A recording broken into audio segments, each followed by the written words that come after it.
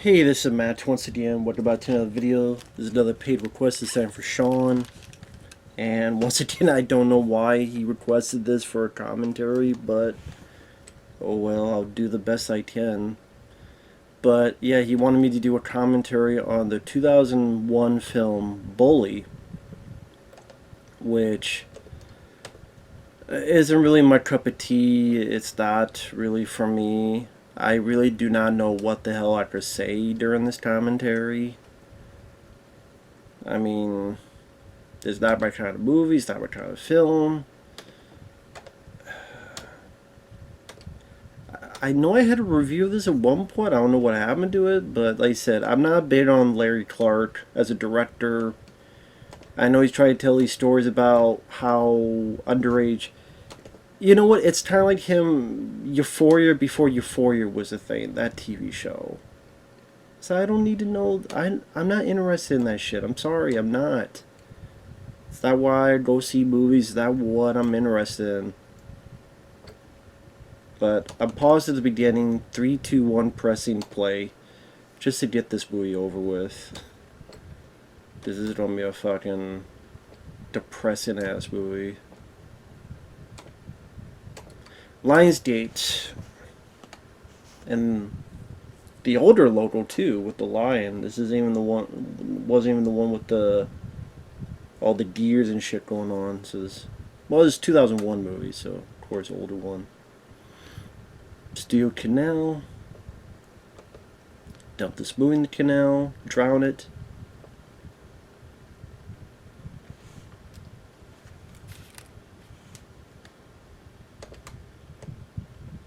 Gravity Entertainment. What the fuck you do? Filmed by Larry Clark, director of Kids. They did what, Teenage Caveman, among other stuff.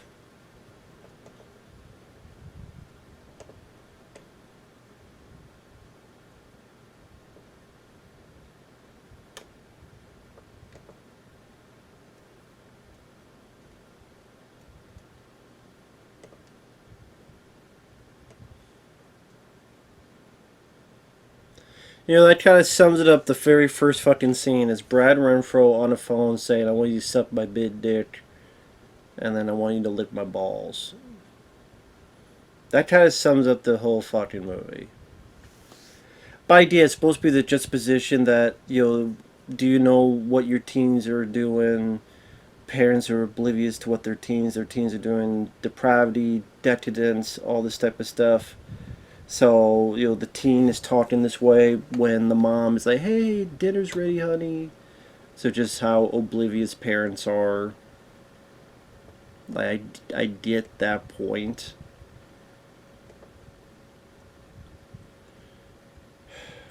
Just not my cup of tea to see dealing in the movie. Because I did see that shit on the news all the fucking time. But yeah, Brad Renfro, that's an actor that Sally got into drug addiction, and that led to die at the age of 25. Way too fucking young. I mean, he was born a year before me, 1982, so he would have been my age. By my fucking age, so. I mean, this is a guy who was the kid in the client. He was an apt pupil, which he did a good job in. I remember him being in the commercial for Resident Evil 2, the video game. There was a live action commercial shot overseas in Japan, or at least it aired in Japan, and George Romero directed that commercial. So that was pretty cool. And actually, at the time of his death, he was going to be in Freddy vs. Jason. I think he was going to be the character that Jason Ritter ended up playing. One of the leads. And just his drug abuse led to him getting out of there.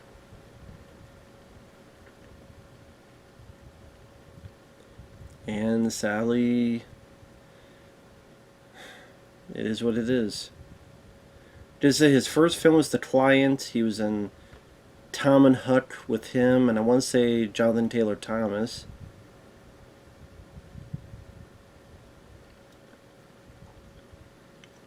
He was in Telling Lies in America. I think Kevin Bacon was in that.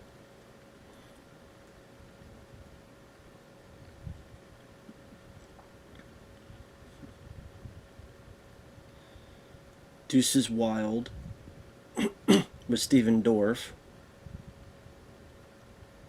And Sally just didn't get to do a whole lot. He was in The Job with Daryl Hannah. He was in The Jacket with Adrian Brody, playing the stranger. The last film he was in was The Informers, which I don't know much about that movie. Also a film called 10th and Wolf.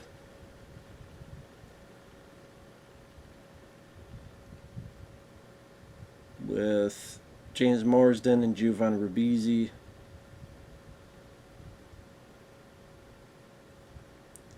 And he just said he just overdosed and died way too soon. And the other people you have in the movie, you got Nick Stahl, which I know he was going through issues for a while because he was in Terminator 3 Rise of the Machines. Did a good job as John Connor, and then there was a time where he like almost disappeared. Like people didn't know where he was and what happened to him, and then eventually he was found, and I don't know how he's doing nowadays. There's a picture from a 2023 WonderCon. He's on the TV show Fear the Walking Dead.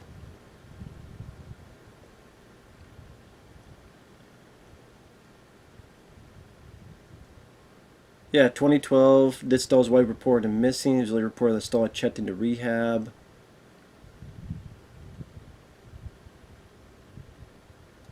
2017, he stated he had moved to Texas, was taking a leave of absence from acting to concentrate on family sobriety. Returned to acting 2018, and he did the film The Murder of Nicole Brown Simpson.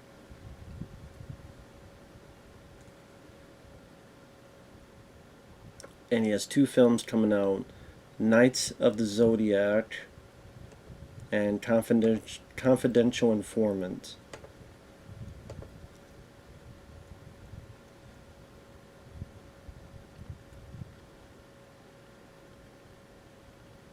So he's a supporting role in Knights of the Zodiac, which I don't know what this is. It's a and he's 6th on the call sheet. Apparently, it had Famke Johnson and Martha Costas and Shawn Bean in it, but none of them were the stars. And then Confidential Informant has Mel Gibson and Kate Bosworth and Dominic Purcell in it.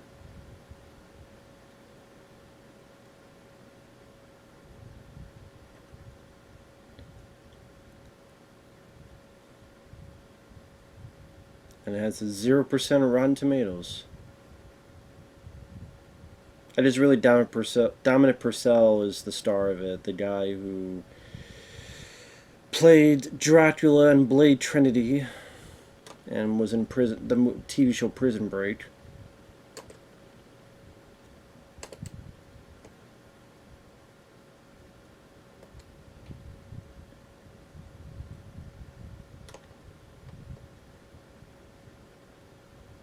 Teen Amateur Nights.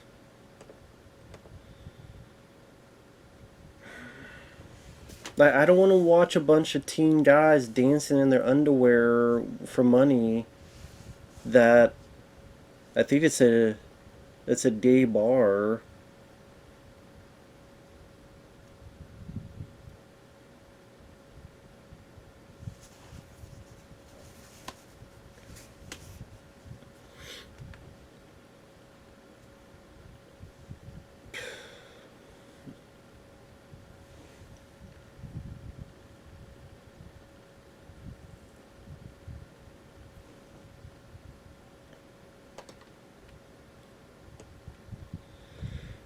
But I know this is part of the story. Like Nitstall will emotionally and physically abuse the guy, manipulate him, saying you're Nitstall's telling Brad Renfro you don't get on the stage and dance for money, and we don't get paid, and you don't do it no matter what.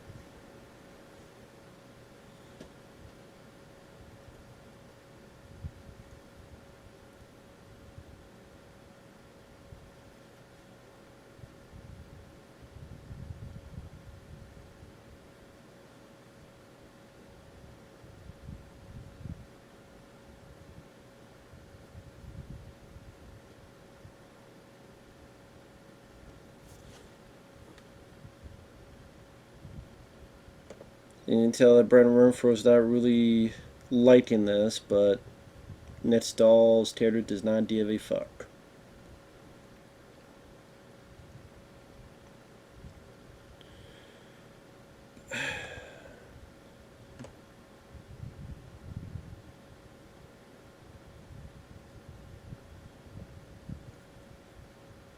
With his lingering shots of naked teenage bodies, Bully feels more sorely exploitive than realistic.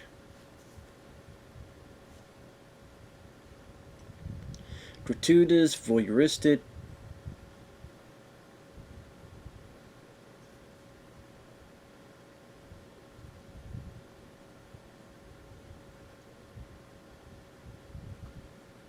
Now it's all being schizophrenic, camera going over the fucking place.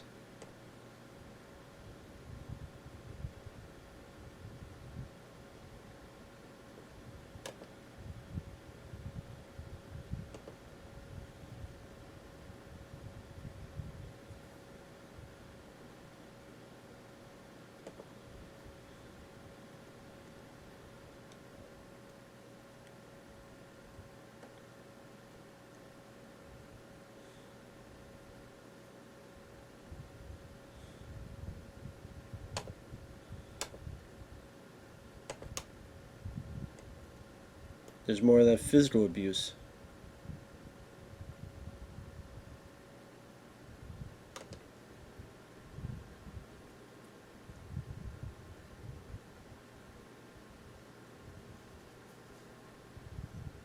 Got a big old gut punch for you.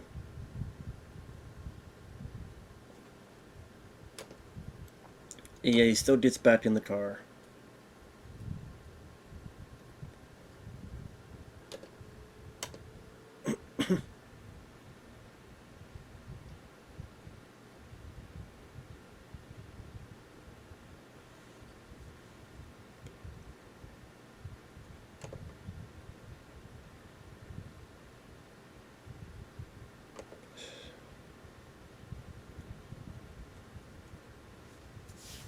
Brad Renfro was arrested during filming for attempting to steal a yacht. The movie was shot in 23 days. Danielle Francesi revealed that Bijou Phillips, the lady, had been extremely cruel to him and subjected him to a lot of homophobic and fat-shaming bullying while they were on set, saying that she kept trying to goad him into admitting that he was gay years before he came out, and that she laughed at his appearance when he removed his shirt at a pool party, and had even twisted one of his nipples. He also said that the producers looked the other way and allowed her behavior to continue as she came from a famous family. However, he did note that co-stars Michael Pitt, Brad Renfro, and Nitstall all repeatedly vocally stood up for him and called Phillips out on her behavior, while Nitstall tried to convince her to apologize. But if a lady does it, then we look the other way because ha ha ha, it's okay.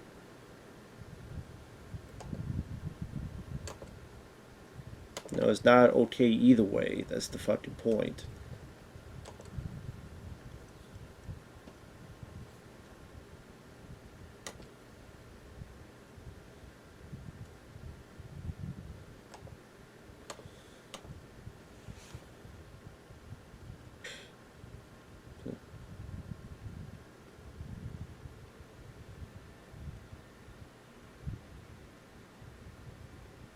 It's just a weird shot of the mom just staring down at her son.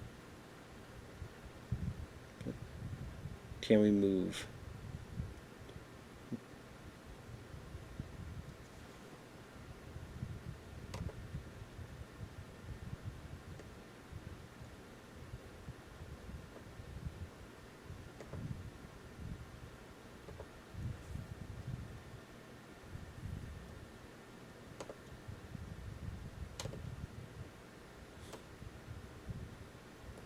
I watch it. I just see like Brad Renfro is a very talented guy, and sadly, it happens a lot where there's a lot of these talented guys, whether it be Brad Renfro, whether it be all the people throughout the years, Chris Farley, Belushi back to the day, even Heath Ledger, like all these guys that whether they let none of these drugs just take them down, take them out, and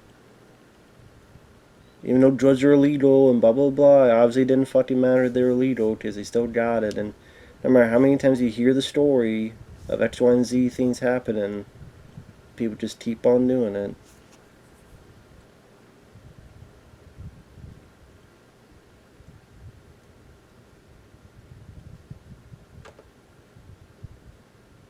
I hear it's trying to be very explicit in the sex scenes, almost to the point of fucking porno. Like really.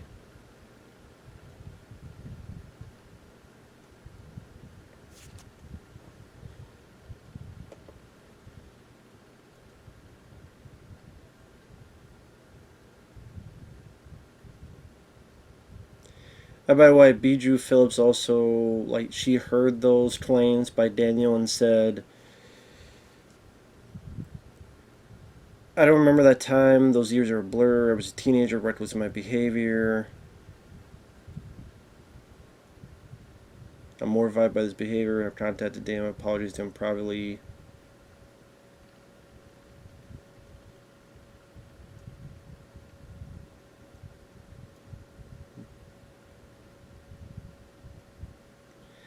And Daniel says it was 18 years ago. She sent me an apology. I accept.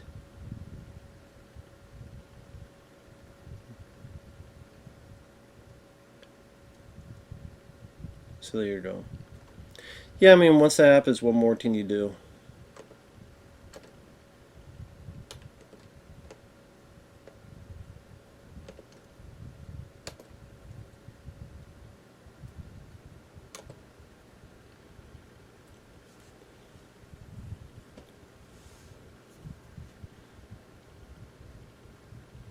And of course, this is another one that's based on a true story. Just kind of like the other movie you wanted me to do a commentary on, Alpha Dog.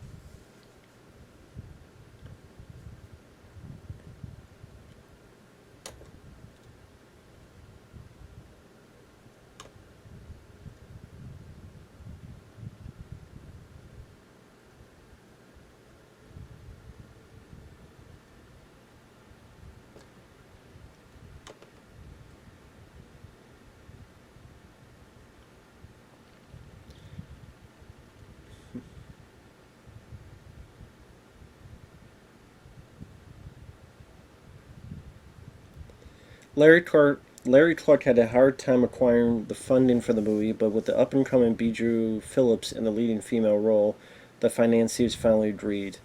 But he has little to no respect for the actress. Of all people, we got the go-ahead with Bijou. She was like the Paris Hilton before Paris Hilton. She was a club kid who was 15 years old out there in all the clubs, 15 years old, fucking everybody. Producers I know, all men and shit were fucking her. Everybody was fucking her. I just found it disgusting. And the first time I met her, she came to me in this club and sat down next to me, put her arm around me, took my cigarette out of my mouth and started smoking it. And she started talking to me, hugging me, and kind of feeling me up.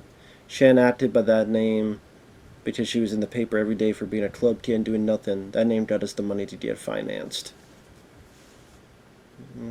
Shit happens, sadly it's how it is. The producer, David McKenna, removed his name from the project. He's credited as Zachary Lawn. Sounds like a porno name.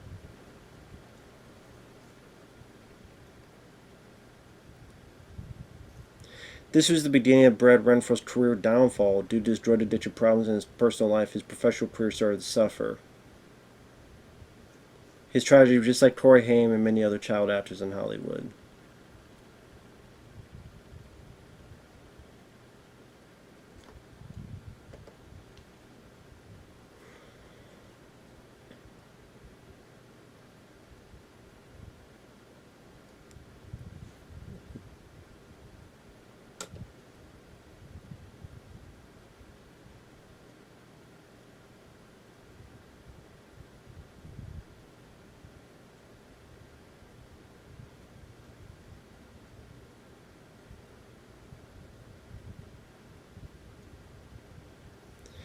Ask what was the justification for the exploitive scene of Ali, played by B.J. Phillips, sits on a chair in short cutoffs, and the terrorist shoots paternal lace from below. The director says she showed up without panties. She's perfect for the role. She turns up for the role, no panties. I'm gonna make the shot. So I have no justification. I just liked the shot.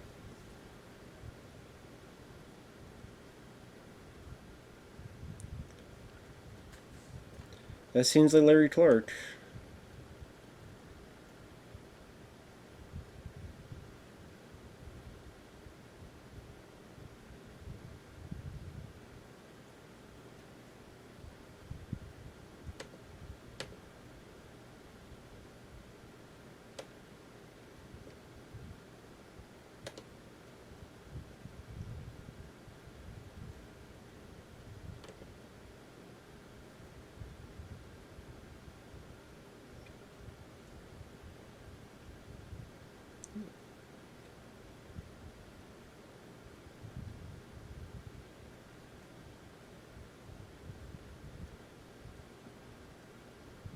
Yeah, he doesn't want to see you guys sucking on the dildo. No shit.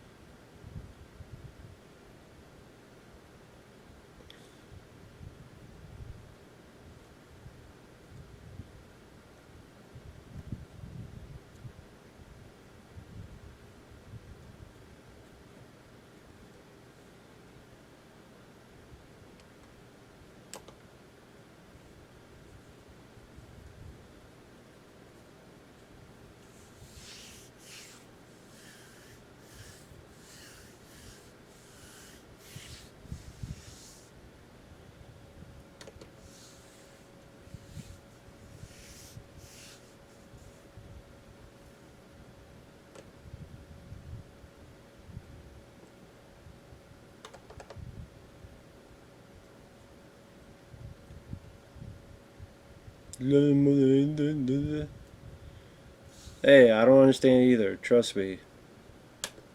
I know the feeling.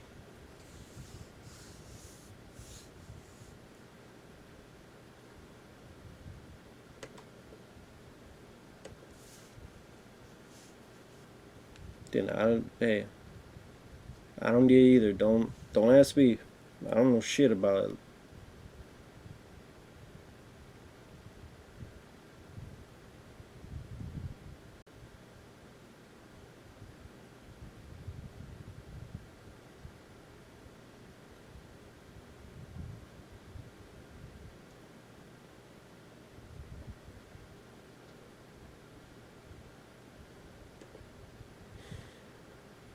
I'll be right back. Hey, I had to do something real quick, so I'm paused at 22 minutes and 50 seconds. 3, 2, 1, pressing play.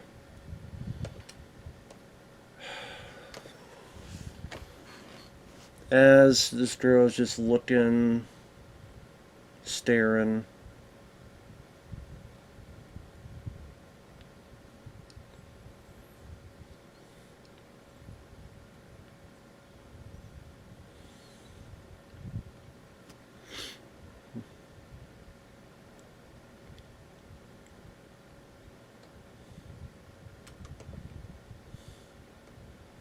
Okay, we got another sex scene using candles. I don't want candles on my fucking body. Wax and shit on it. I don't know what the fuck the. I know people have their different kinks. I don't understand the wax thing. I just don't. Try cleaning and just rip your fucking standing hair off. And then I don't get the whole fucking point of it all. Or is that wax? What the fuck is that?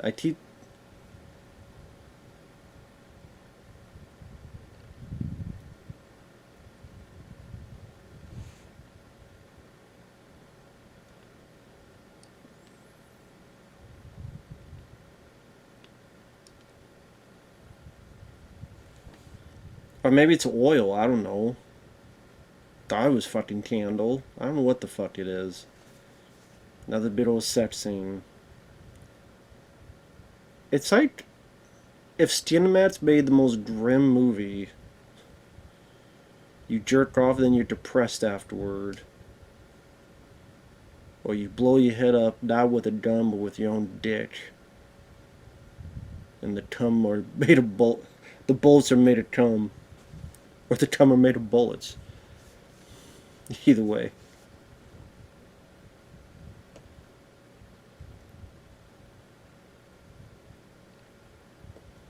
I know I've heard this song before. I forget where I heard the song before, though.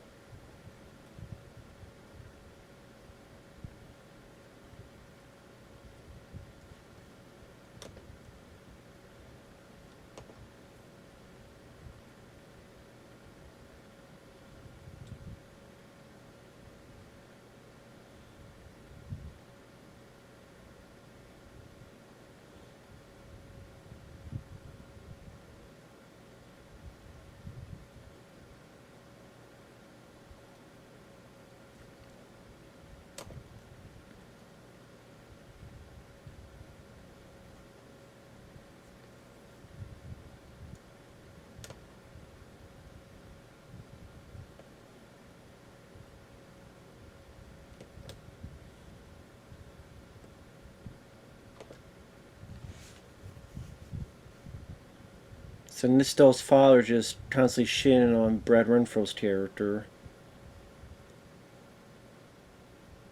And tell Nistel, don't waste your time with Brad Renfro.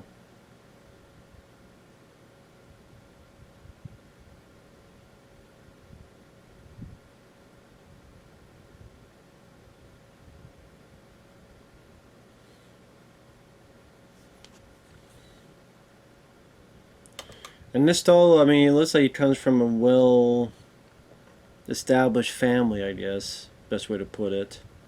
Like they're well off.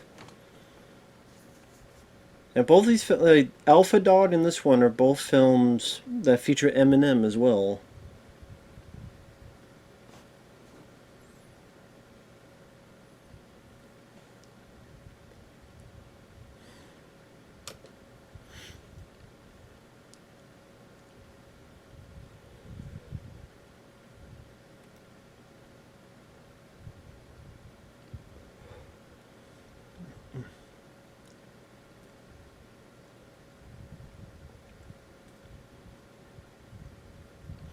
Apparently, Jake Gyllenhaal and Ashton Kutcher were just here for the role Brad Renfro got.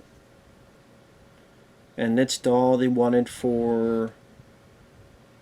But Nitzdal at first thought he wasn't right for this role. But overall, did it anyway.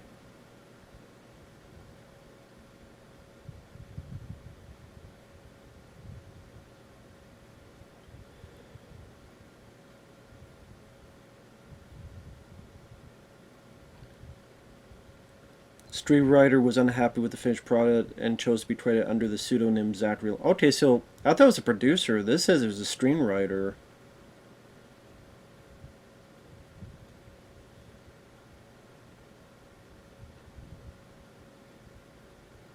So yeah, it was a screenwriter, not the producer. I don't know why. One place said producer, so that shows a lot of times these places are full of shit, so you never know what they say. I'm just reading what it says.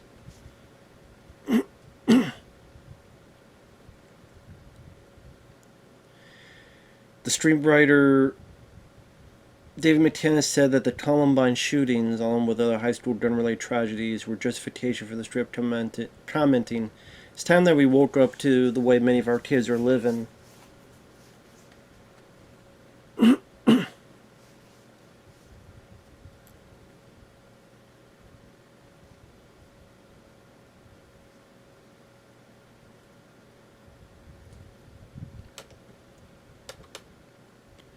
So now Nitzdal was trying to force this girl to watch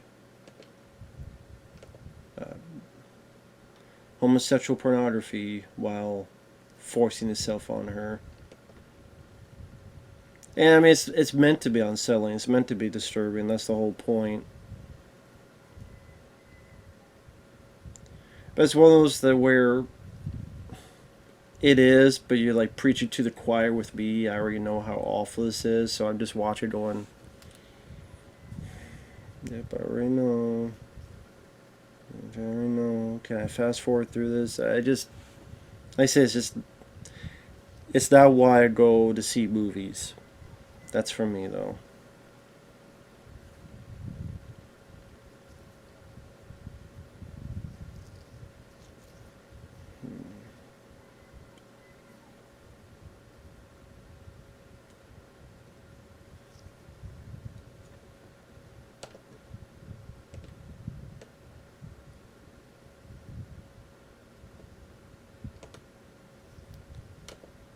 Yeah, he was TNT. Yeah, TT hasn't forced himself onto her.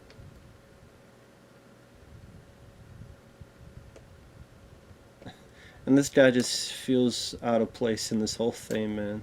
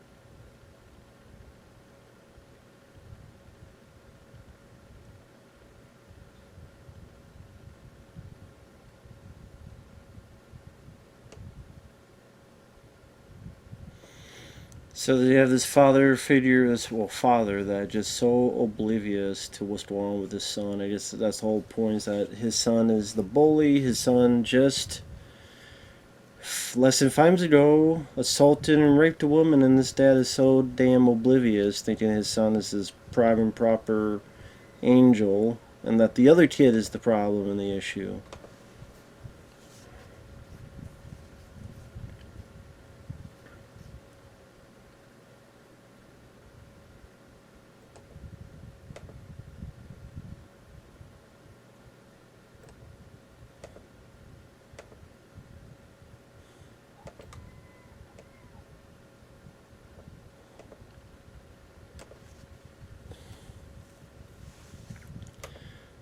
According to a Hollywood Reporter, the screenwriter was so disappointed with the film Bully that he's listed on the credits using the pseudonym Zachary Lawn.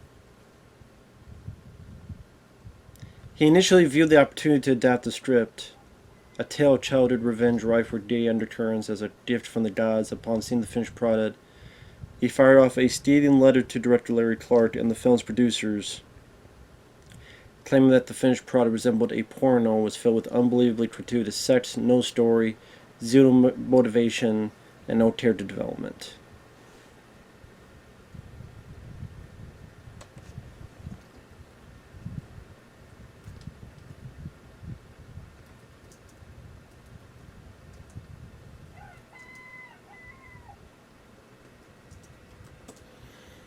This other girl, I don't know about her performance. Her performance that seems very wooden at times.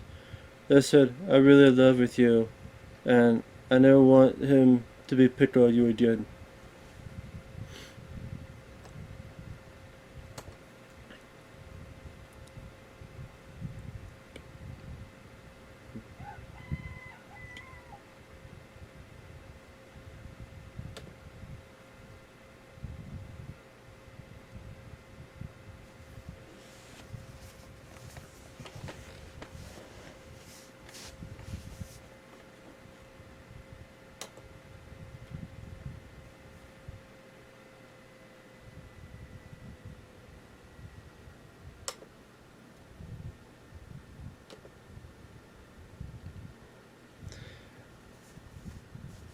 But I do like Brad Renfro's performance. That's one thing I can say I like it.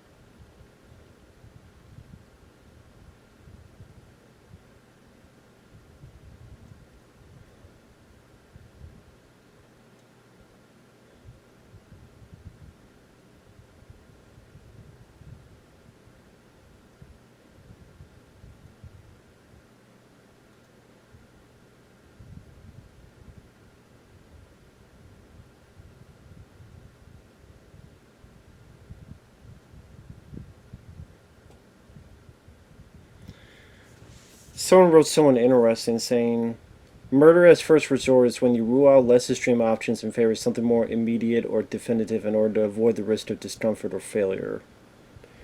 They could have pursued any number of less, well, murderous options.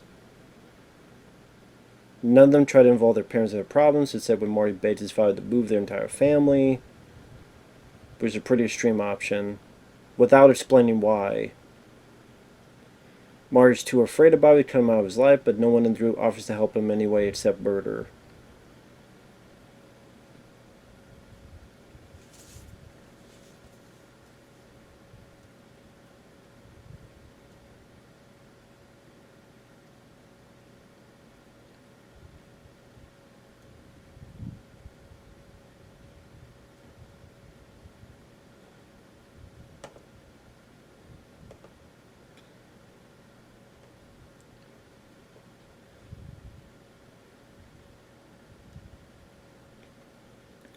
So that guy there, I think that's Michael Pitt.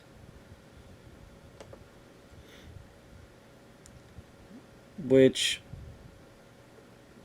I know he was in a Sandra Bullock film called Murder by Numbers.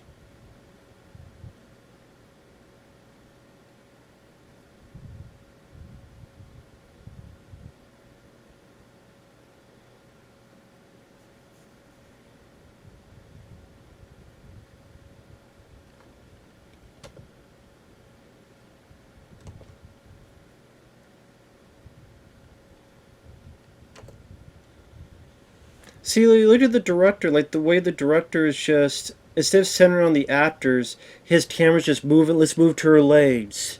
Let's move to this there. Let's move to her legs again.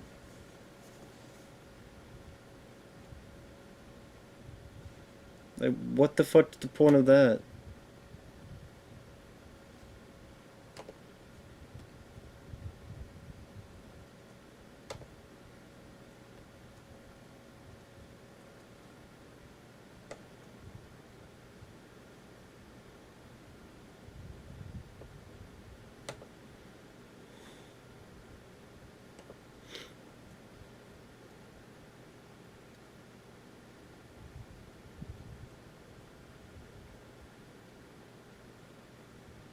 Larry's days on the kids and rewatch it feels dangerous in the way the story itself was dangerous. I'm not sure this movie could be made, certainly not in the US in 2021.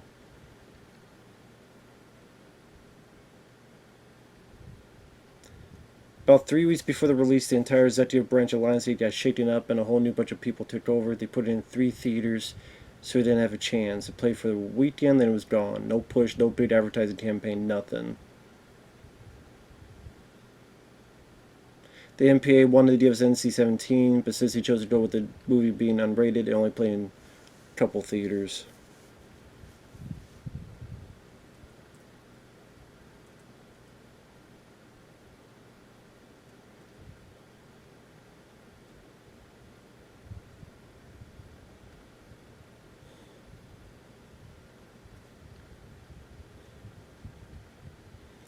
The author of the book, who later did so in the film, hated those kids. He hated them, and in particular, Donnie, Michael's character.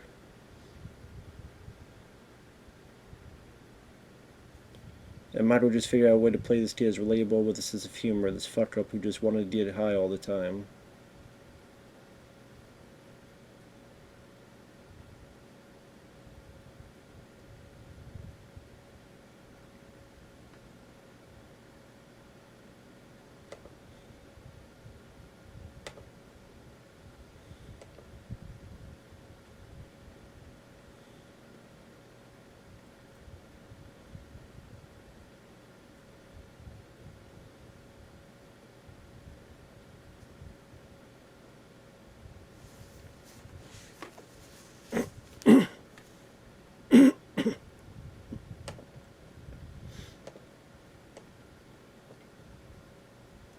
Wonder if Pizza Hut love their fucking product being in this.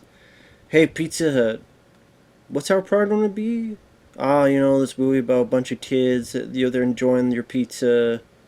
Well, to be fair, they're not eating pizza. They're just enjoying the tasty cold beverages or something. So, If you want to commit murder, go get some Pizza Hut.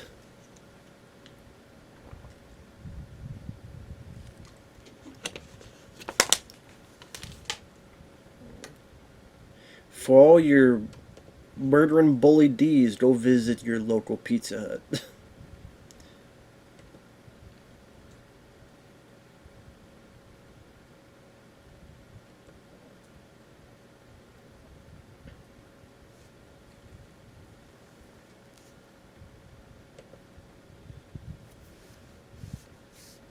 Again, the mom just so. Again, that's just the point of it. Is it's the parents are so oblivious. Yeah, Brad Renfro begging to move, and I mean that I get the parent going. We can't just pick up, quit our jobs, and move. But the parent also, on the flip side, doesn't go to the kid and go, well, what's the deal? What's the problem? What's happening? Talk to me. I think that's another thing trying to showcase that the parents they don't really ask too much questions. They don't really try to get too involved, even though it might be uncomfortable. They just very blasé about it, or they blind to it. Like Nitzdal's father is blind to what's going on. Brad Renfro's parents, they don't say shit. They don't ask her to converse. That girl's mom just came and said, "Hey, how's it going?" Then left.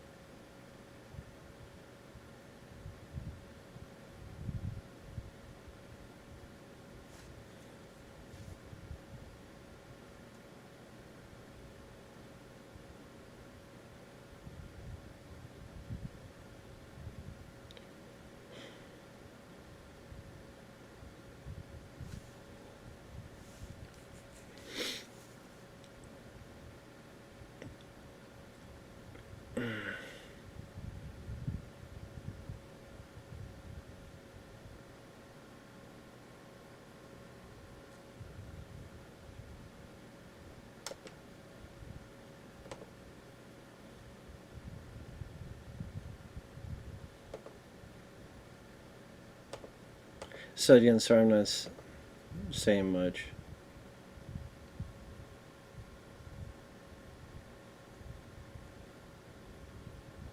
Just, I don't have much to say about the movie, man.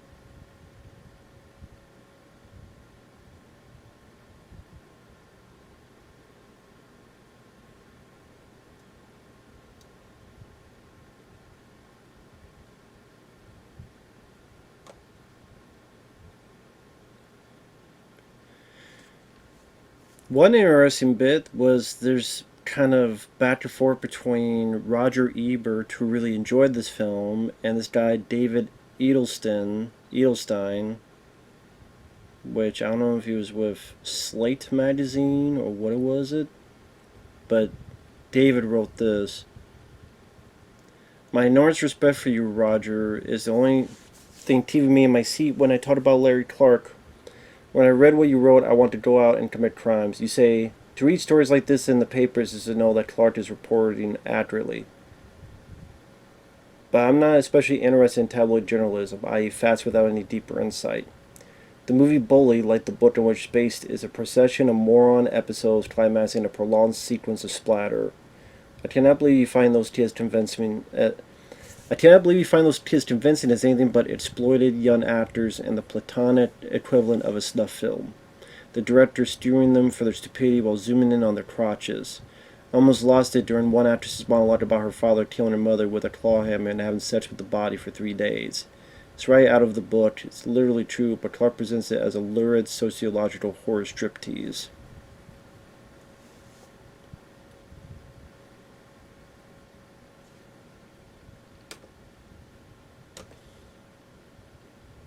But instead would argue that it is trying to be, as Ebert would say, some bluff and say it's going to be how it really would be unsettling, disturbing, hardcore, the death of a person, but they do it for it's entertainment.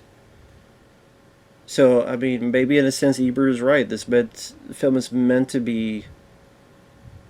You're not meant to feel good watching a film. You're not meant to for this and that, that and this, and okay, you're right. So then what? I don't want to see Nick Stahl's ass. I don't want to see all this other ass.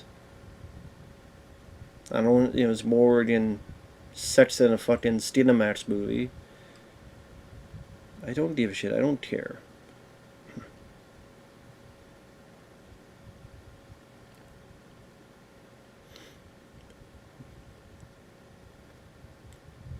Nobody wants to do it because they realize it's a lot harder to actually do it than it is to actually say it. And of course, she won't do it, so she's going to get someone else to do it.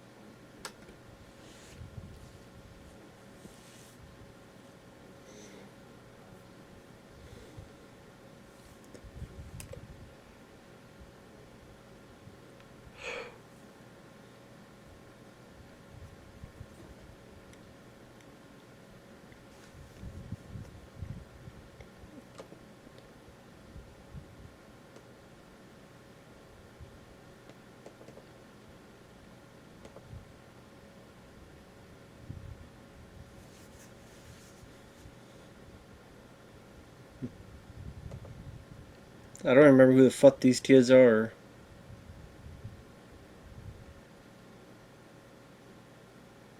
All a bunch of fucking little jerks kicked him through the fucking field goal. I was on fire. That's what I think.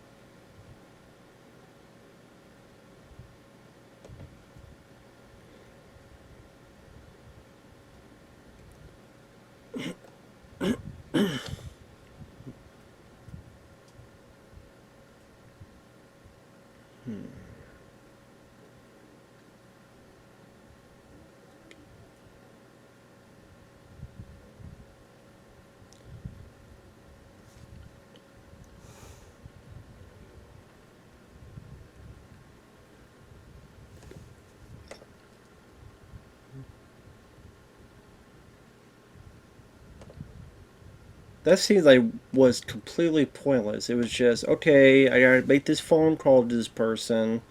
All you had to do was say, I'm gonna make a phone call to someone, and then cut to the next scene. And then the guy arrives, and you continue with that. Like, the whole scene was fucking pointless. You could have cut that out.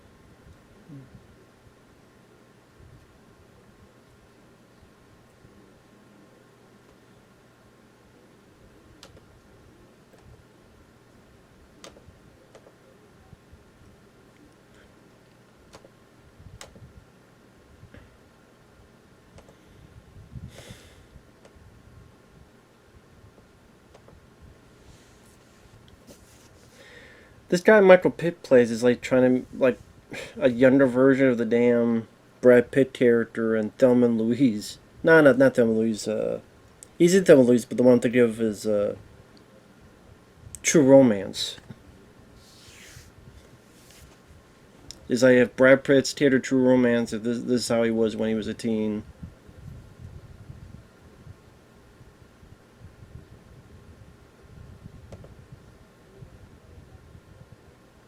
Oh my god, these little fucking kids.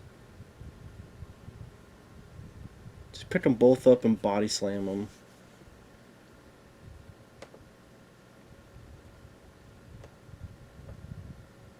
Fucking hell.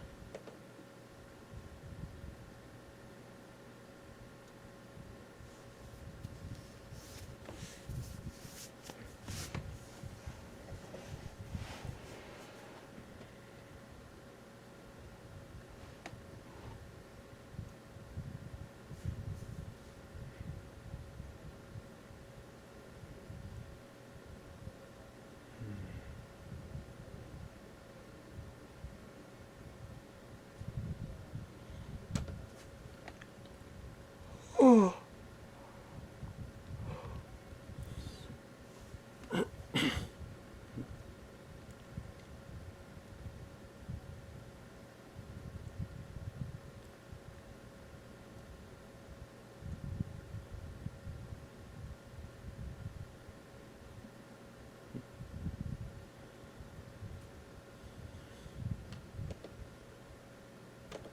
Dude, just walk away and not hang out with the guy anymore. How about that?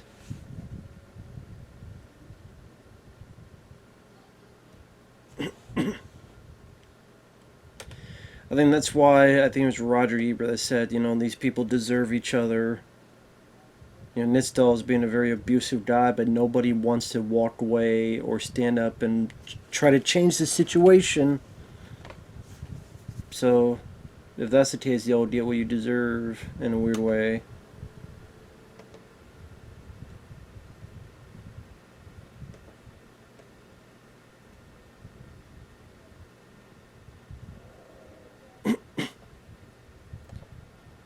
What fucking game is this? It's like Mortal Kombat, but it's not.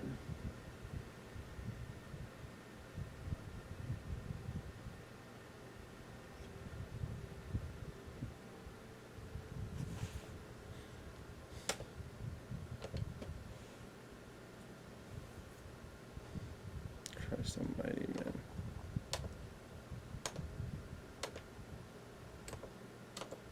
man. It's weird. I mean, it's supposed to be Mortal Kombat, but at the same time, I'm like, it's not Mortal Kombat, so I don't know what fucking game that was.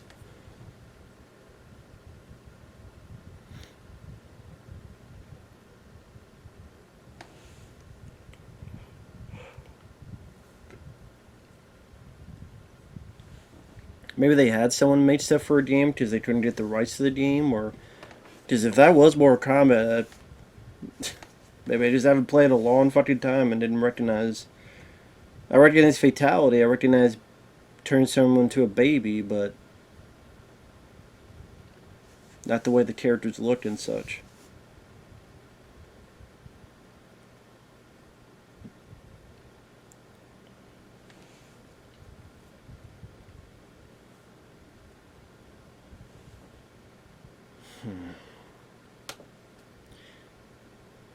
The other films Larry Clark did, like I said, was Kids.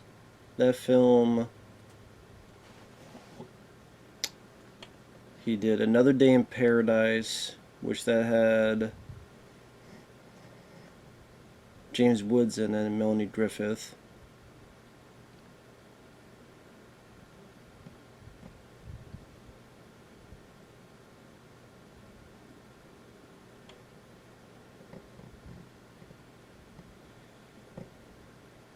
After this, yeah, Teenage Caveman, this 2002 sci-fi film.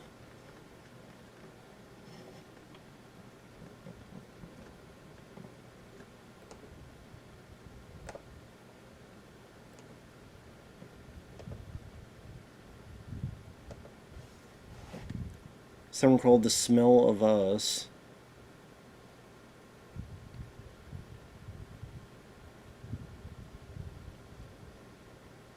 He's really addicted to the whole teenage sex thing, for crying out loud, dude.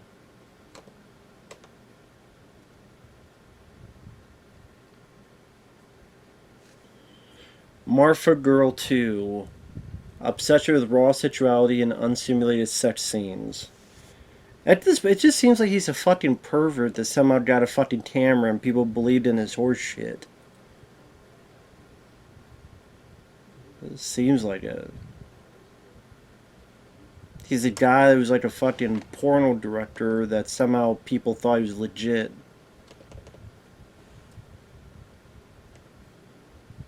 Oh, he did? He's turned the camera around in a 360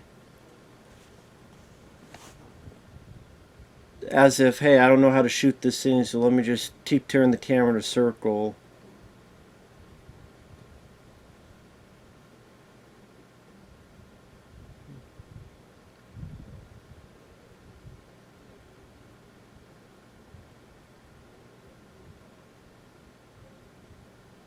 You don't do shit, lady. Shut up.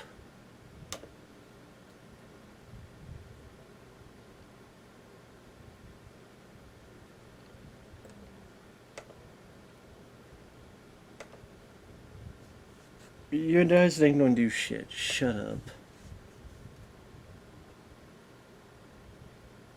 So this lady Rachel Miner, that's like, oh, I'm gonna do this, oh, spill his guts.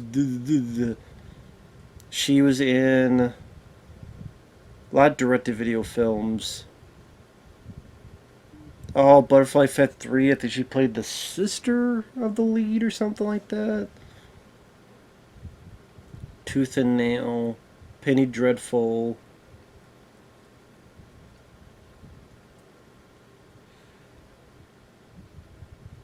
She was on the soap opera Guiding Light.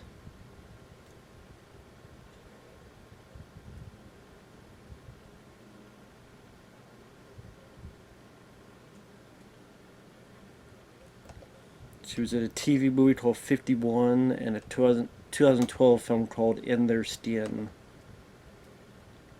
Oh, 51, like Area 51. With. Okay. With Jason London in it.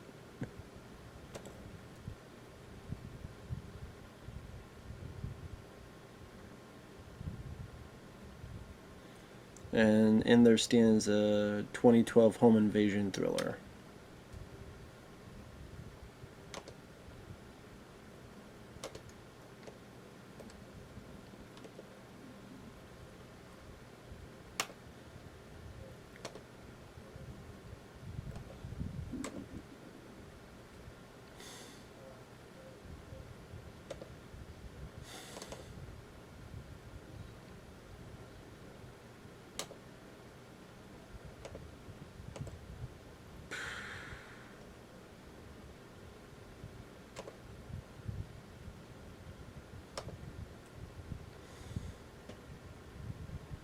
And this guy, Daniel Francesi.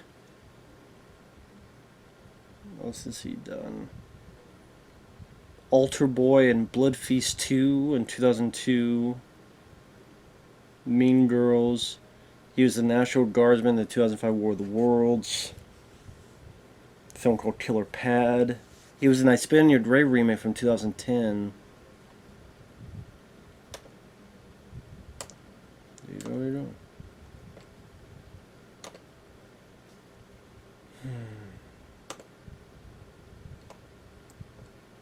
You don't know about television.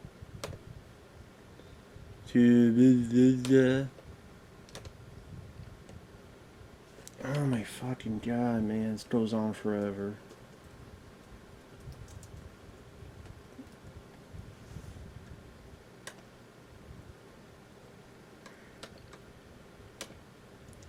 It's about a bunch of mopey teenage underage kids. You know what? I'm gonna take this off for a while. I'll let it keep playing because it's still playing, but I'm taking this headphone off for a while. Because all it is a bunch of mopey fucking teenagers, either of age, underage, 17 years old, 15, 18 years old. They're bitching and bitching and bitching and bitching and bitching about their situation, and they do nothing to fucking change course. They just sit there, and that's the whole point, is that they're just going to sit there, and they're not going to fucking man up, ship out, or shape up or ship out. They're going to sit there being fucking babies.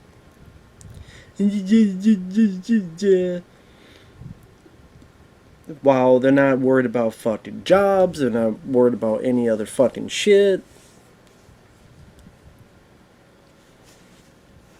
Listen, maybe not to that extreme, but I've been bullied in my past. And you know what? You had to fucking move on and you had to fucking keep on going. Not going to fucking drugs. Shoot someone. You you find something to get into.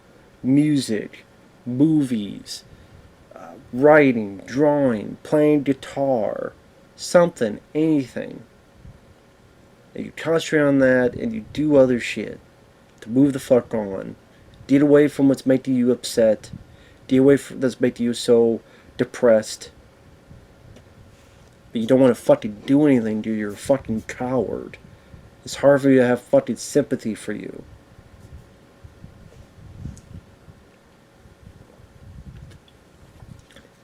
You have all this group of like a dozen people. Hang out with them. All you dozen people ignore Nick Stahl. Say, hey, if you touch me, this person's gonna film with all the fucking stuff. Buy a fucking camcorder and tape them beating and doing something horrible, and turn them to the fucking cops, or show it to his dad. Sure, his dad will fucking love that. Have a video camera, and when it happens, you turn it on and you're filming it, and then I'm gonna show it to your fucking dad. See how he likes it. Show it to the any number of things you could do. But that's the point, is that they do. I know that's the point, is that they do nothing, and instead they just fucking sit there and they fucking have a lot of sex, a lot of all this other shit, and they don't want to move on or do anything to fix their situation.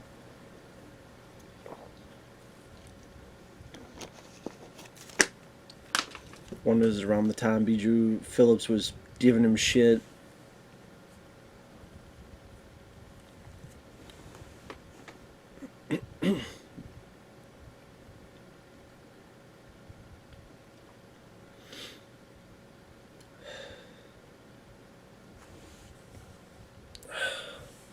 Sorry, I know I run out of that rant and terror, but just fucking old with some of this shit with some of these people and some of this bullshit.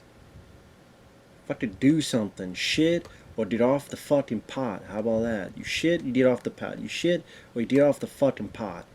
Which is it? What you gonna do? What you gonna do? Do something.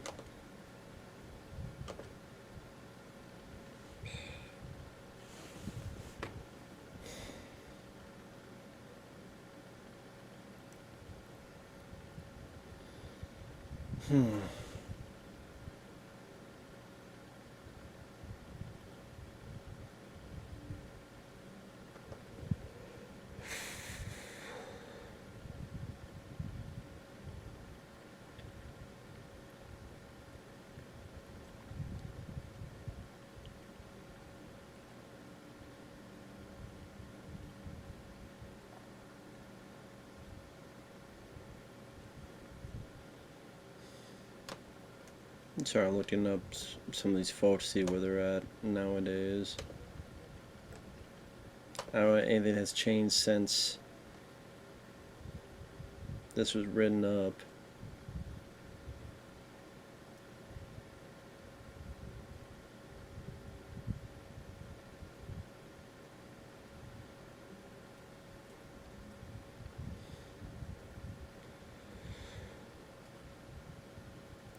Well, it says here that Brad Renfro's character sentenced to death by electrocution, commuted to life in prison with the possibility of parole for 25 years in 97, currently incarcerated in Arcadia, Florida.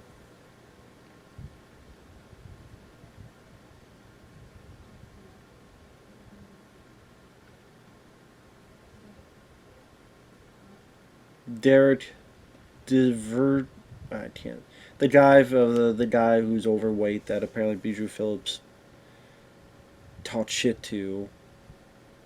Sentenced to 7 years imprisonment on 1995, but received 4 extra years for trying to lie on the witness stand. Released October 1991.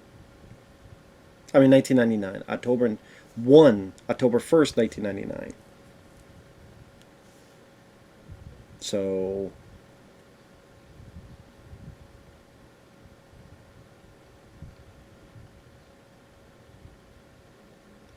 So wait a minute. If he got in jail in '95, he was released in '99. So that wait a minute. If he was sentenced to 7 years, or was he 4 extra for trying to lie? So that's 11 years.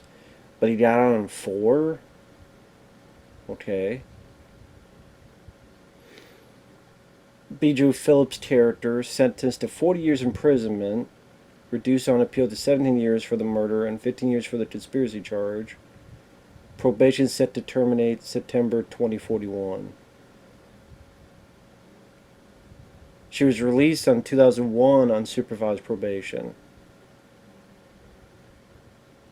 So again, you get sentenced to 40 years, but then after 6 years, you're on probation.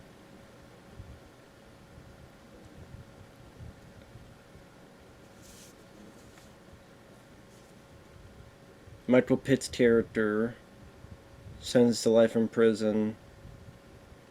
Received another 14-month sentence for bringing drugs to jail. Currently incarcerated at the Lake Correctional Institution. Derek Kaufman. I think that's the guy here. They got sentenced to life plus 30 years imprisonment. Incarcerated at the Mayo Correctional Institution in Mayo, Florida. And then the Rachel Miner's character sentenced to life plus 5 years imprisonment, reduced on appeal to 22 years, released on February 2004.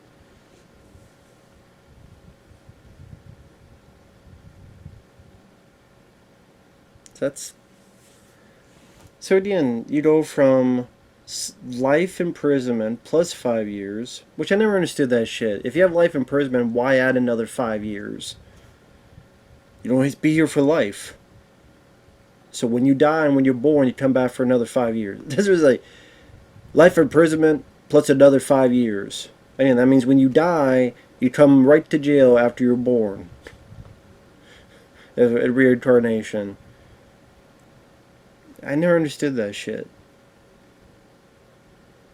So again, if it was 95, life imprisonment, then 22 years, but then released in 2004, so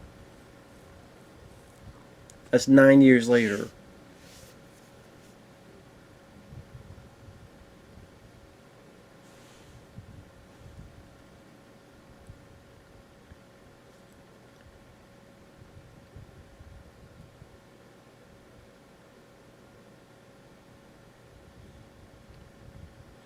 I guess the people that are still in jail, the ones that did the actual physical crime,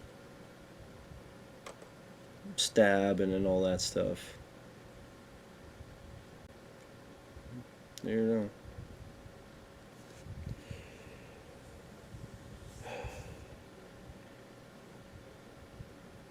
Oh my god.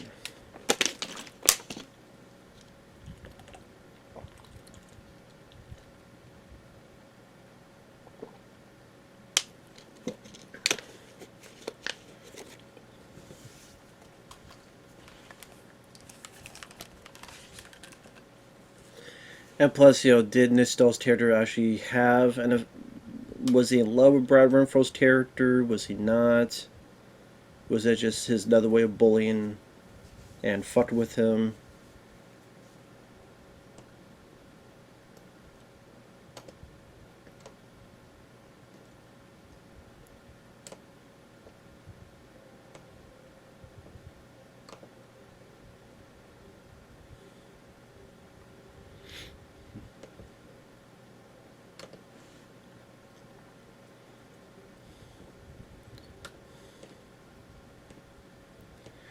I usually like Brad Renfro, Nit Stahl, this Daniel Francese. I have no issues with their acting. Even Michael Pitt, for the type of character he's portraying, I really have no issues with his acting either. I think Rachel Miner is very wooden. Bijou Phillips, I don't know, just being an airheaded bubble bitch, and she fits that to a T. Which is apparently in real life too. Michael Pitt.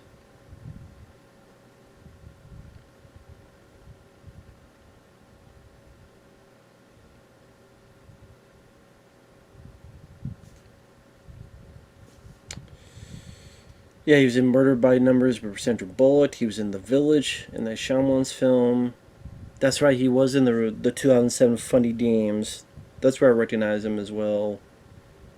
Seven Psychopaths, which I remember liking. I remember liking that film with Colin Farrell and Sam Rockwell. Criminal, I think that's the Kevin Costner film. I think, yeah. That disappointing movie. To me, it could have been a lot better.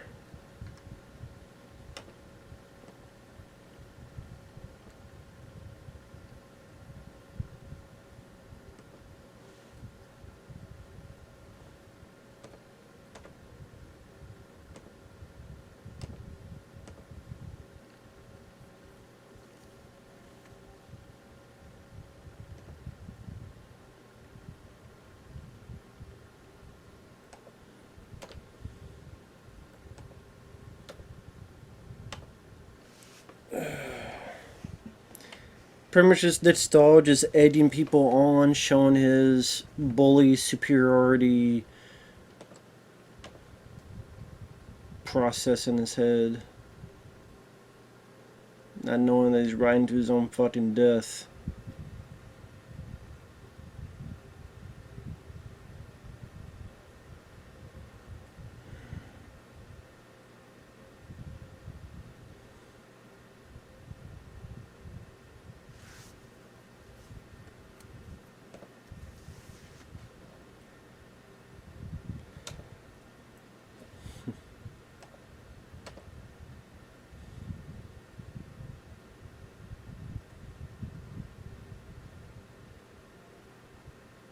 Who done?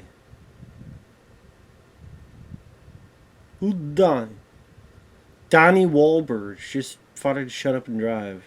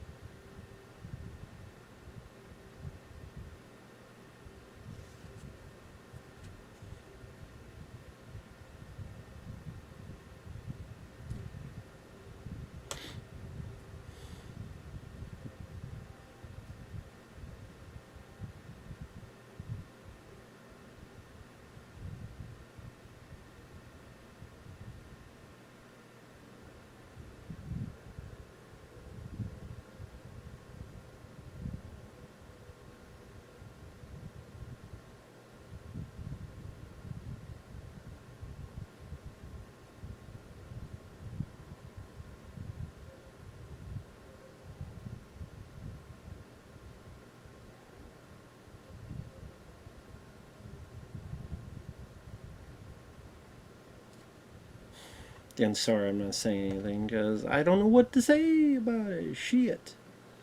Fucking shit, fuck.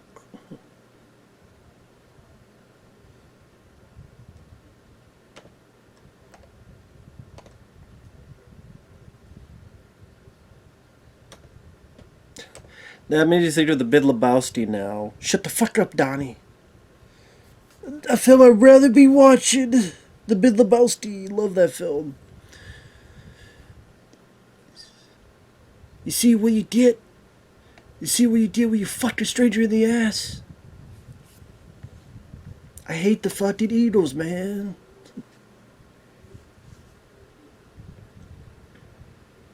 Watch it, man. There's a beverage here.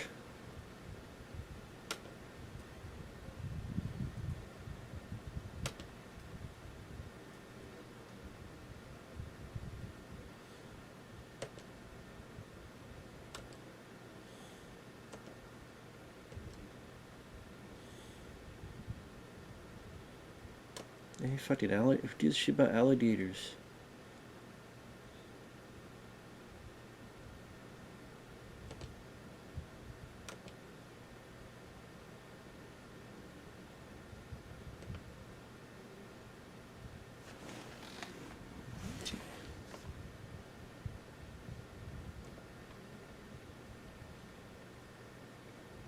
I don't do shit, dude.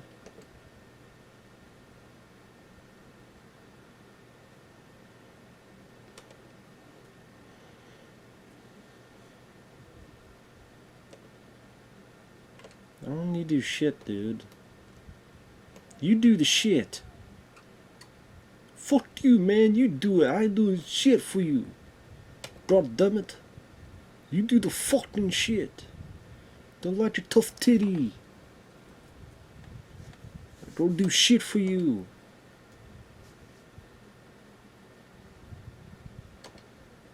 Get the fuck out of there.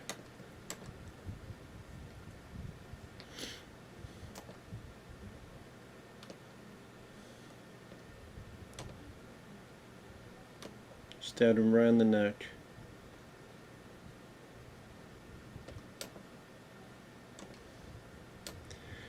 And they thought they'd be all smooth and shit, but now people are getting steered. They're hiding in cars. He's still alive.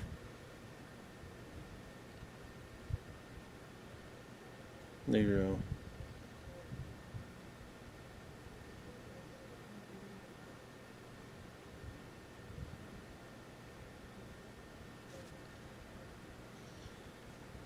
Now they're stabbing the shit out of him.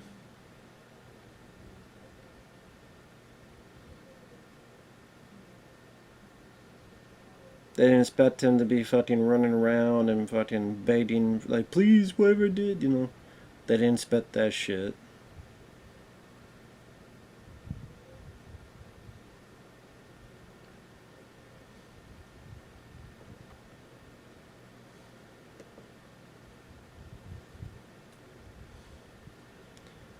I mean, I will say it's meant to.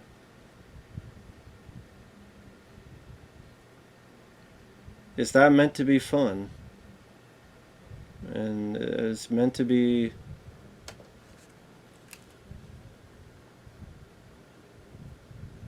I mean, it did its intention. You can't fault it for that, I guess.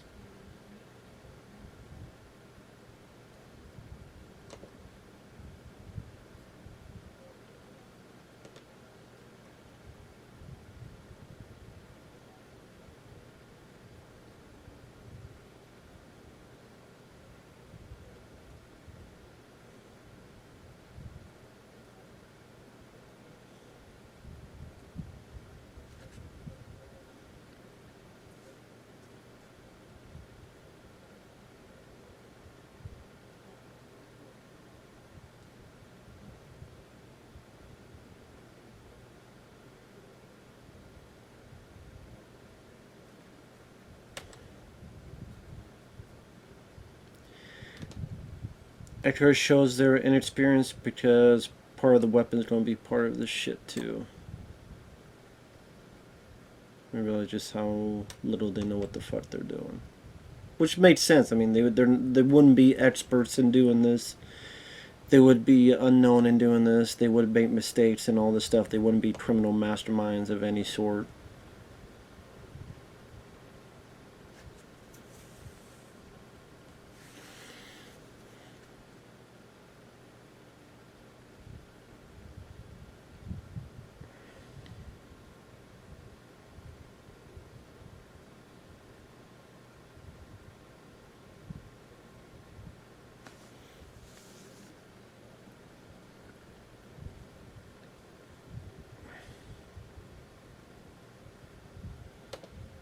Now, it's not only that, but also, like, they afterward probably would have gotten away with it. They probably would have and could have gotten away with it. But then, at least based on this movie, from what I remember, they start telling everybody. Like, they're bragging about it. Or they weren't bragging. I don't know if they were bragging about it or just. They just keep quiet, so it's like they just tell people.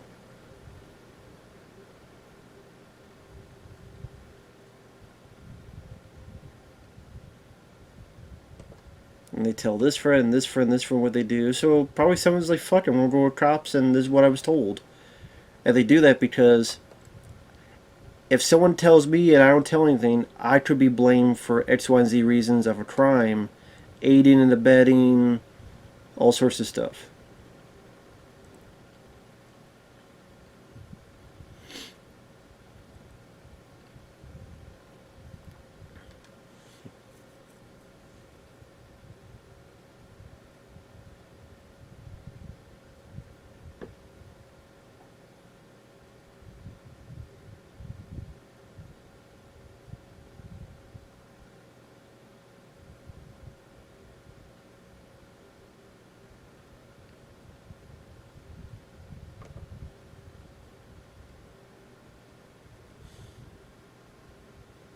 Dude, so fuck what you think. You didn't know what the fuck you were doing, and you just did this shit, and there you go.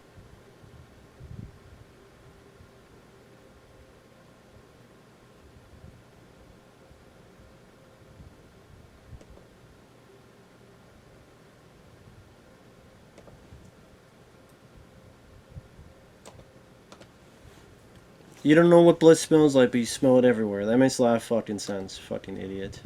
You shut up.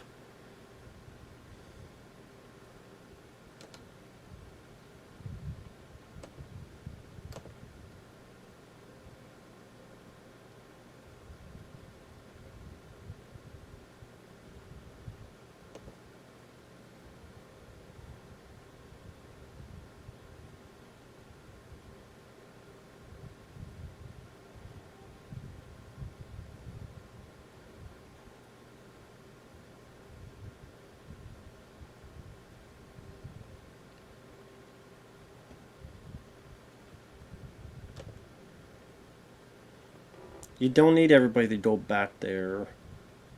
This ain't a fucking field trip. So let me pause. I'm at 1 hour, 24 minutes, and 32 seconds. 3, 2, 1, pressing play. Had to do something real quick. I don't know if that edit will work.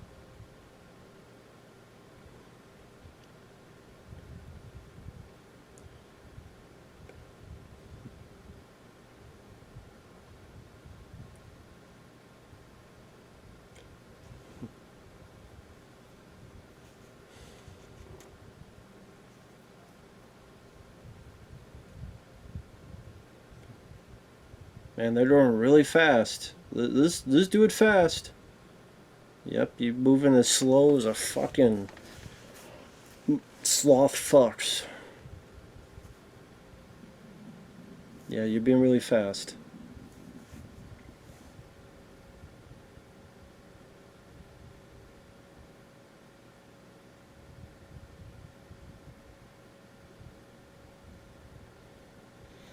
Are you going to do something with the tire trust? But wouldn't you create new tire trust now that you've gone there?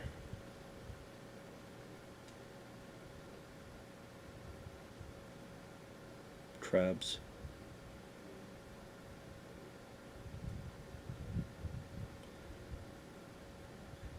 Well, congrats on puking. You just put DNA on the scene. Congrats on that.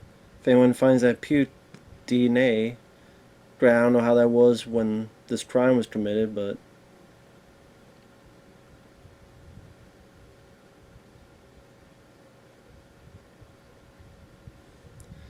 to take it with you.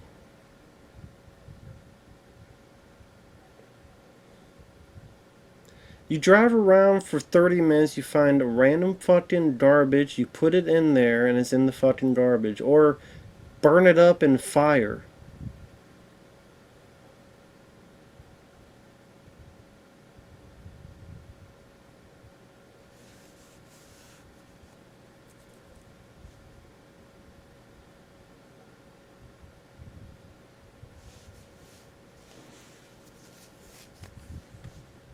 See, now nobody wants to take blame. It's always somebody else's fault. And no one wants to take the blame. It's nobody else's fault. It's everybody else's fault but theirs. It's not my fault, it's not my fault, it's not my fault.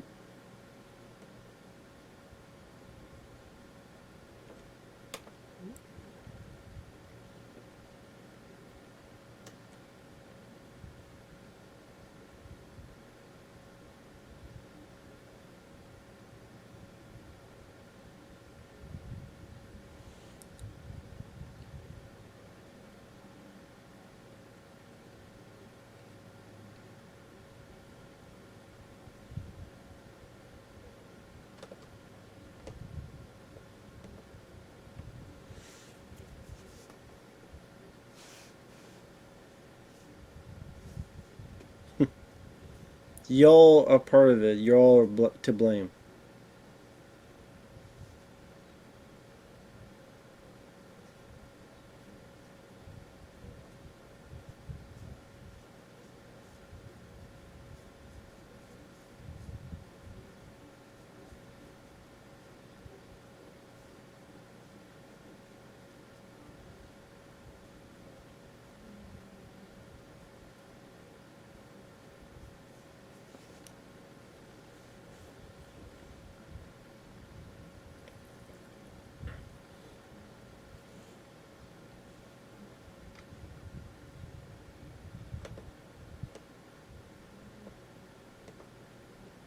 Y'all are to blame.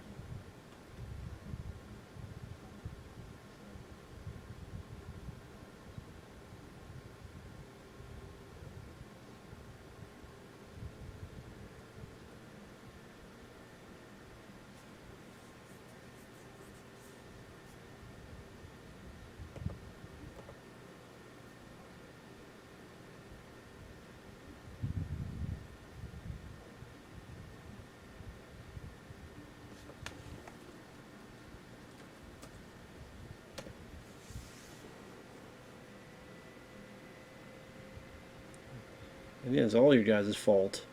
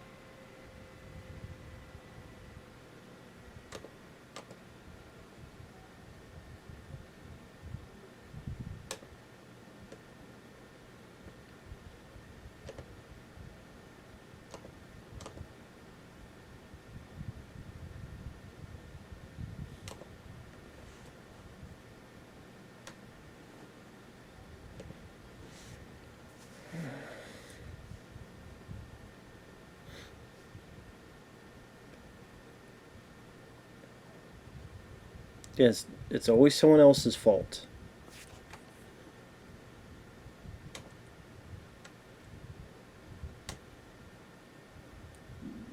I think this is also why Roger Ebert would say both parties deserve what they get, because now they're laughing about it.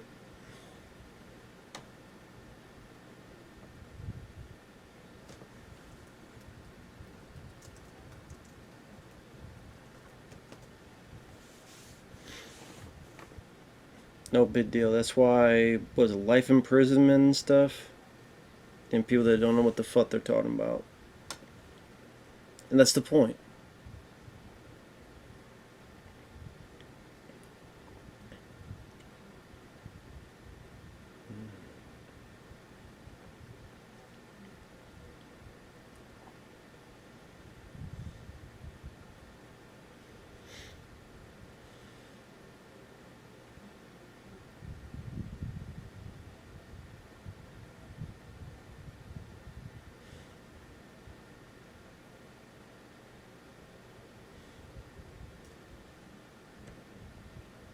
Yeah, if y'all kept quiet, you probably would have gone away with it. Would have been decomposed and would have been, who knows who would have found him, when that would have been.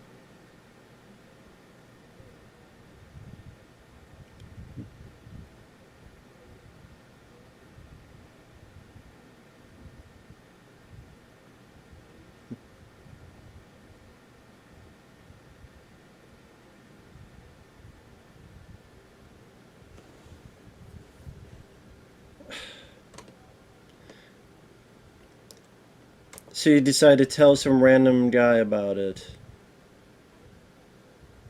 Makes a lot of fucking sense.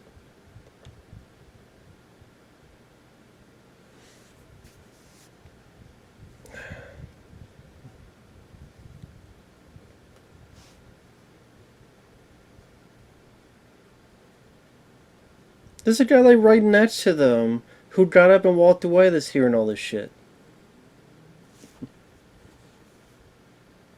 Sorry if you heard that. It's my stomach just rumbling and grumbling.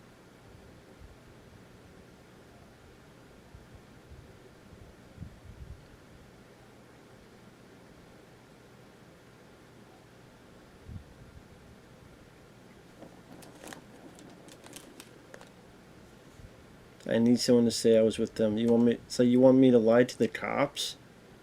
For fuck's sake!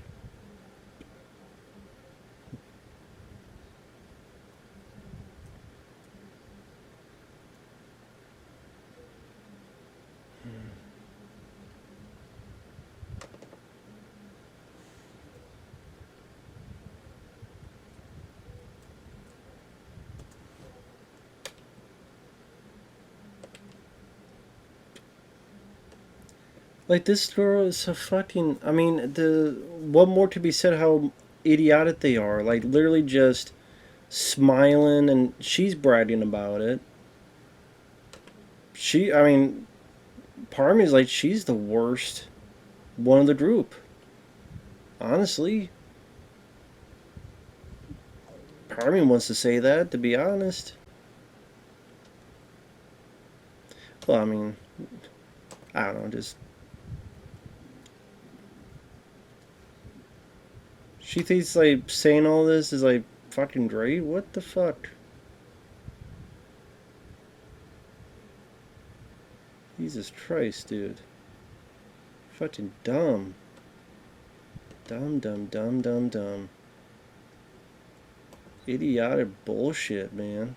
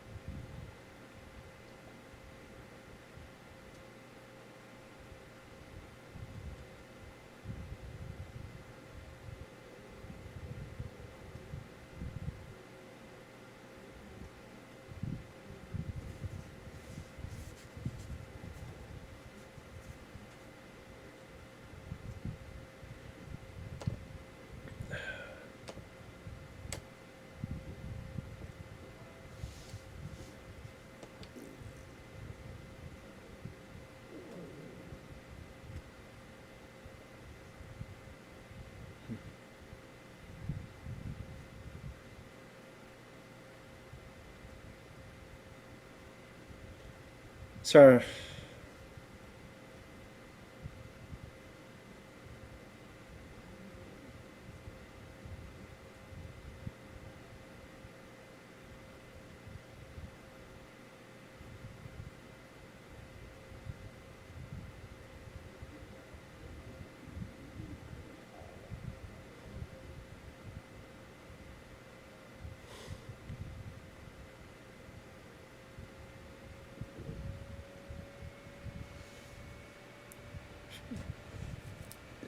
I'm listening to the dialogue. I'm sitting there going, this character, does she have any brain cells, or did they leave the premises because they want to move somewhere where there's actually life?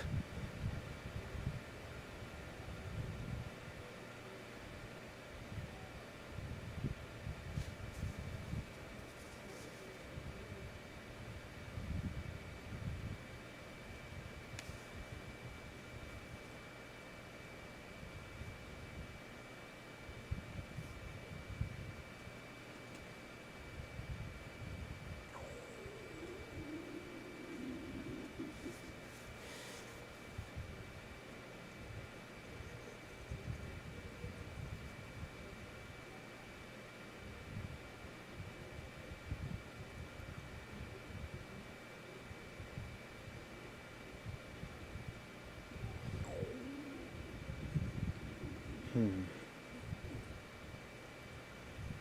Oh my god.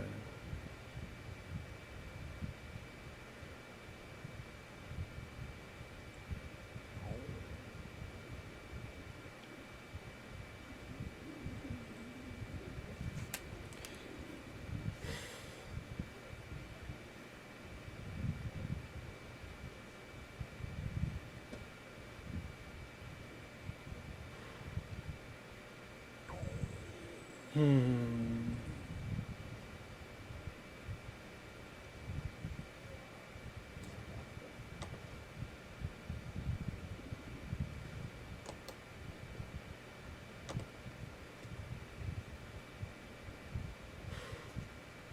I know I'm being silent. I don't know what else to say. I ran out of shit to say about it.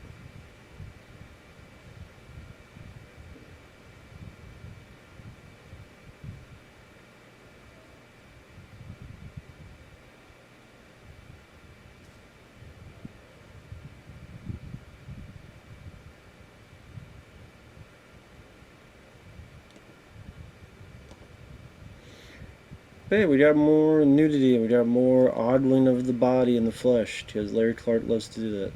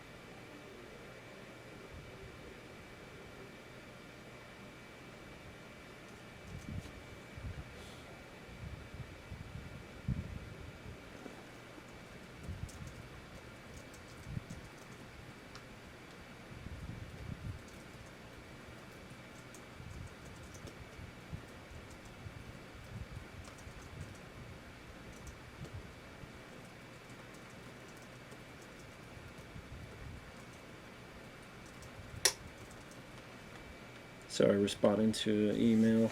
I know it's such great commentary and such. I know. Yeah, I apologize for people out there. It's just I've really just lost all sorts of stuff to talk about with this movie. I really have. It does its job as supposed to. You're infuriated with the characters. You're just mind boggled by the characters, by their stupidity, by their incompetence, by Brad Renfro is doing a good job acting wise, showcasing genuine emotion on his face. I also, like I said, give it to Ned Stahl and such, but just a bunch of people doing incredibly more and more and more stupid fucking things that they get found out easily. This girl here has no brain cells. Maybe her behavior is also part of the reason why she got fucking life in prison or 22 years, whatever the fuck it was. They keep changing. I know it goes from life to 22 to 9.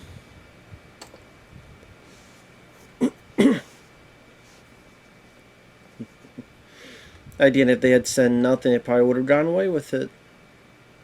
The body would have decomposed and blah blah blah. So, but I guess I get a deal with all the blah blah blah. But shouldn't have done it in the fucking first place. Fucking idiots, morons, and dumbasses.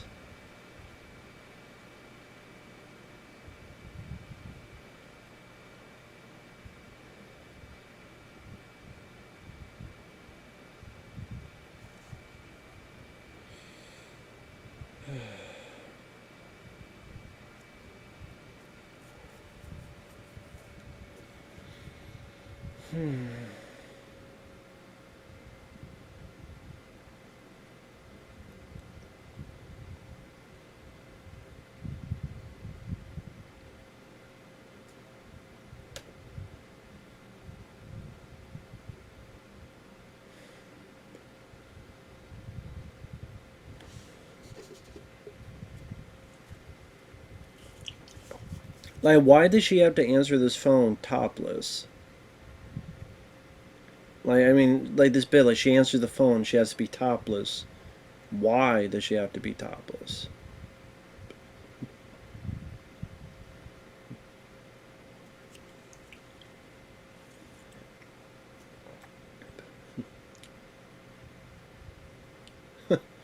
Ironic that the kid's wearing a Dare t-shirt. Damn, they're just pushing the fucking kid around.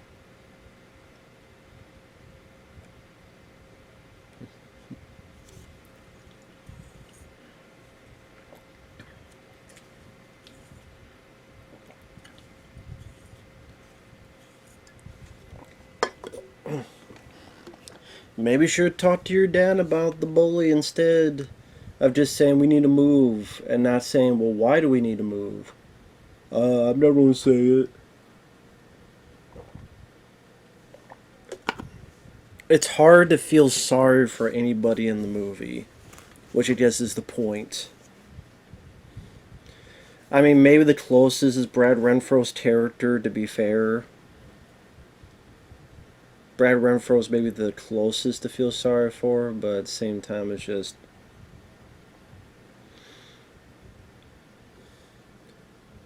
Everybody's a fuck up. Complete, utter fuck up.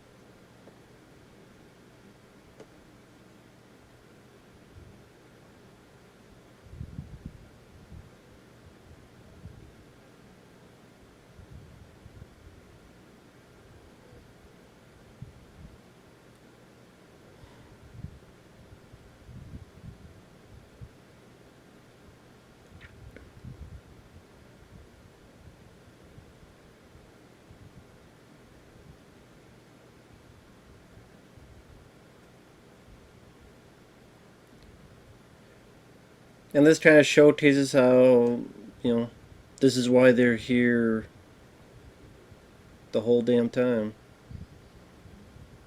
Everybody just look at them, and this is how they're acting.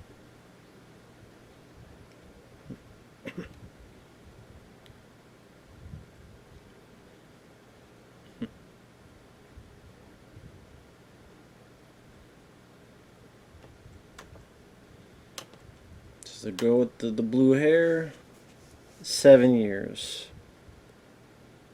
This guy here, 11 years. But he got out, Ali, 40 years. Michael Pitt, life in prison. This guy, life in prison. Life in prison. Death by way of electric chair. Now, of course, those things, some of them have changed because the one guy was 11 years, but then I think he only served, what was like 4 years? The one guy, like, death penalty, but they took away the death penalty, so it was life. The one girl, it was like life in prison, but then it became like, what, 20 some years she got out? I forget which one.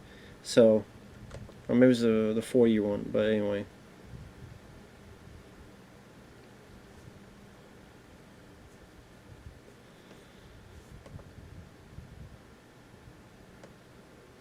Sort of that ending, sort of how youth that had so much that could have done in their lives just completely destroy their lives by completely fucking it up, and being this era where